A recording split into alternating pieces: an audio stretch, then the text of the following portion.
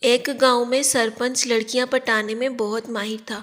اس نے گاؤں کی آدھی سے زیادہ لڑکیوں کو اپنے جال میں پھنسا رکھا تھا۔ ایک دوست نے ایک دن اس سے اس کا فارمولہ پوچھا تو اس نے بتانے سے منع کر دیا۔ بہت منت سماج کے بعد اس شرط پر راضی ہوا کہ وہ کسی کو یہ فارمولہ نہیں بتائے گا۔ اس نے اپنے دوست سے کہا، دیکھو، جس لڑکی کو پٹانا ہو اس کے سامنے جاؤ، ہلکا سا مسکراؤ، گال پر ہلکی سی چپت لگا کر مسکراتے ہوئے کہنا کہ میری جان بہت پیاری لگ رہی ہو، بس وہ تمہاری ہو جائے گی، سمجھو۔ اب تو دوست کی خوشی کا ٹھکانہ نہیں رہا۔ وہ رات بھر اس چیز کا خیال دماغ میں لاتا رہا کہ کل اسے کیسے استعمال کرنا ہے۔